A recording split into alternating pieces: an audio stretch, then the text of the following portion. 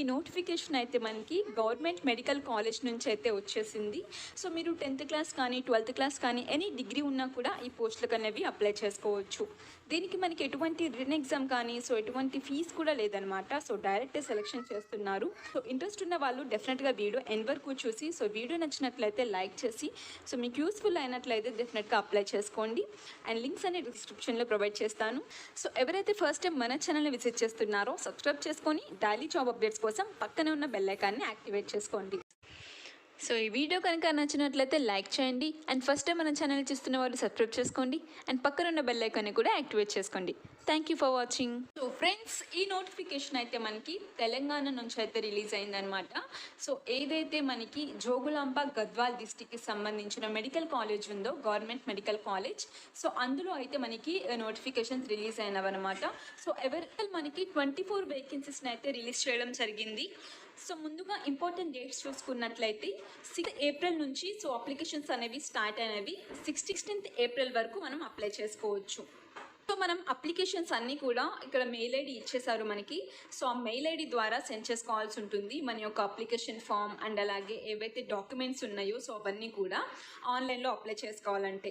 So ఆఫ్లైన్లో apply చేయాలంటే ఏంటంటే ఇక్కడ మనవి ఏవైతే డాక్యుమెంట్స్ ఉంటాయో అండ్ అలాగే అప్లికేషన్ ఫామ్ ఉంటుందో ఇక్కడ అడ్రస్ ఇచ్చేసారు కదా మనకి, డిస్ట్రిక్ట్ ఎంప్లాయ్మెంట్ ఆఫీస్ అని చెప్పేసి ఆ పర్టికులర్ అడ్రస్కి సెండ్ చేయాల్సి ఉంటుందన్నమాట. సో దీనికి అప్లై చేసుకోవాలంటే మీకు 18 ఇయర్స్ నుంచి 45 ఇయర్స్ లోపు ఉండే ప్రతి ఒక్కరూ అప్లై చేసుకోవచ్చు.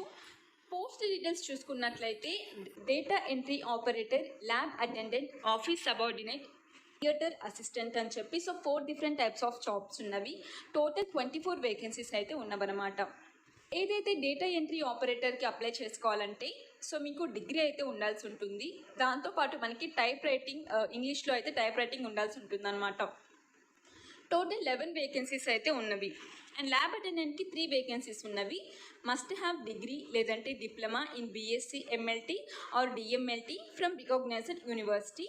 అది కూడా మనకి తెలంగాణ పారామెడికల్ బోర్డ్ ద్వారా రిజిస్టర్ అయి ఉండాల్సి ఉంటుంది. నెక్స్ట్ ఆఫీస్ సబార్డినేట్కి 9 వేకెన్సీస్ ఉన్నవి. 10th క్లాస్ లేదంటే ఈక్వివలెంట్ పాస్ అయ్యి ఉంటే సరిపోతుంది. అండ్ థియేటర్ అసిస్టెంట్కి ఒక పోస్ట్ అయితే ఉంది. సో దీనికి మీరు 10th క్లాస్ కానీ ఈక్వివాలెంట్ ఉన్న అప్లై చేసుకోవచ్చు. దాంతోపాటు must possesses first aid training certificate ఉండాలన్నమాట మనకి. సో ఉంటే అప్లై చేసుకోండి.